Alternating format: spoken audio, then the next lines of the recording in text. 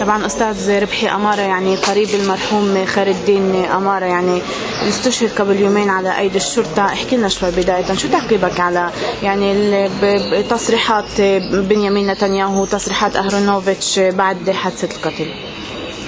طبعا نحن ننظر بغالب الخطورة، بقمة الخطورة لهذه التصريحات التي تشحن الأوضاع، والتي هي كانت سبب مكمل لعملية الغدر والاغتيال والإعدام لشهيدنا خير الدين حمدان أمارة.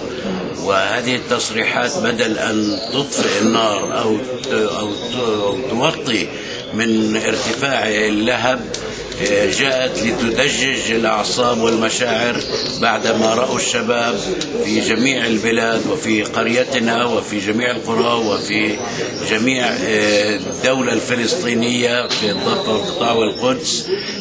الجميع رأى ما جرى، ففي حاجة لرئيس الحكومة والوزراء بدل أن يشعروا معنا وبدل ما يقيموا لجنة لفحص الموضوع بدأوا بالتحريض. وقبل الحادث ما أدى إلى هذه الشرطة أن تفعل هذه العملية الإجرامية هو تصريحات وزير الشرطة أهرونوفيتش عندما قال كل من يعتدي على الدولة يجب معاقبته على المحل فورا، يعني بدون محاكم اقتلوه فورا وفي المكان.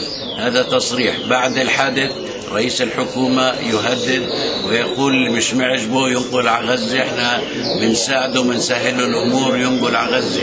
بعده ليبرمان بيقول كل المثلث يجب نقله على الضفة وعلى الدولة الفلسطينية.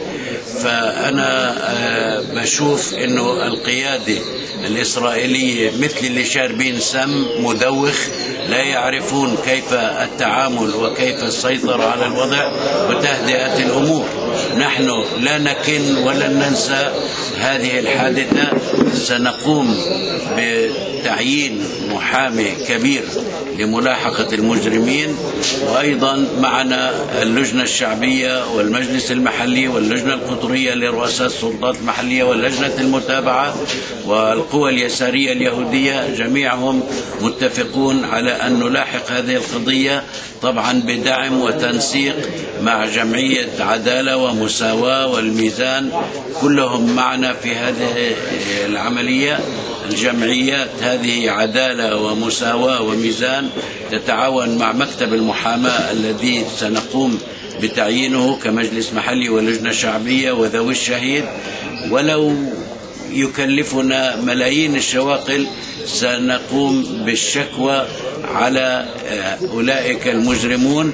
وأيضا نطالب، لنا طلب متفقين عليه، باستقالة وزير الشرطة والمفتش العام للشرطة وقائد لواء الشمال وأيضا رئيس الحكومة. في دول متطورة عملية جريمة تقع في دولة متطورة تسقط عليها حكومات. فنحن نقول لهم الذين لم يسألونا سؤال حتى اليوم، أي وزير أي رئيس حكومة لم يتصل بنا ولم يأخذ بالخاطر ولم يستفسر ولم يعتذر.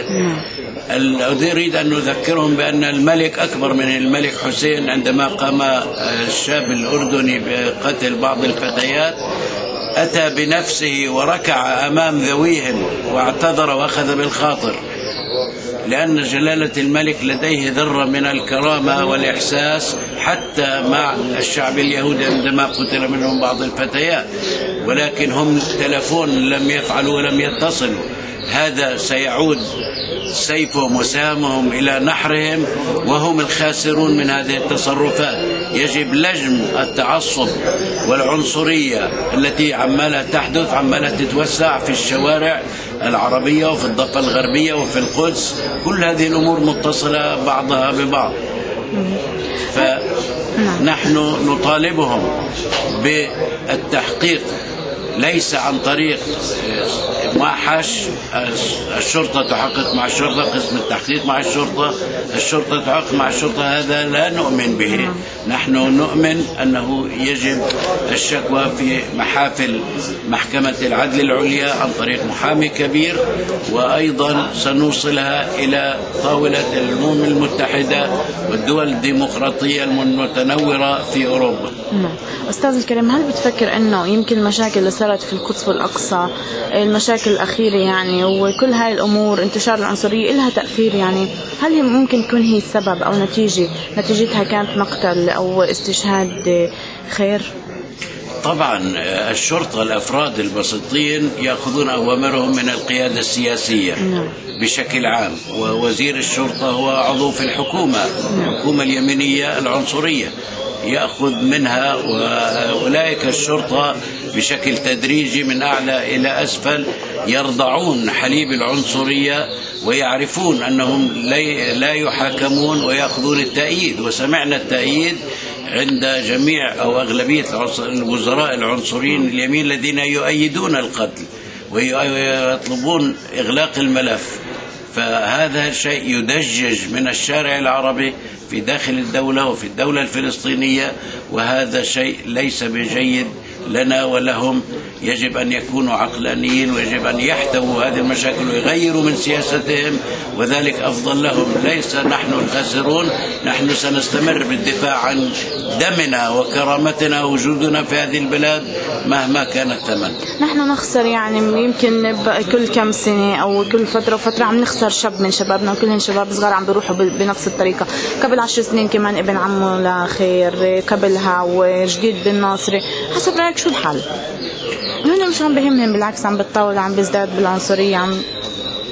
الدنيا في متغيرات، ما كان قبل 10 سنوات لم يكن اليوم. التكنولوجيا، تطوير الفيسبوك، مواقع الإنترنت لم تكن قبل 14 عام في أحداث سنة 2013 شهيدا خسرنا، ولجنة أور أعطت توصيات ولم ينفذ شيء منه، ولم يقدم للمحاكمة أي واحد قتل 13.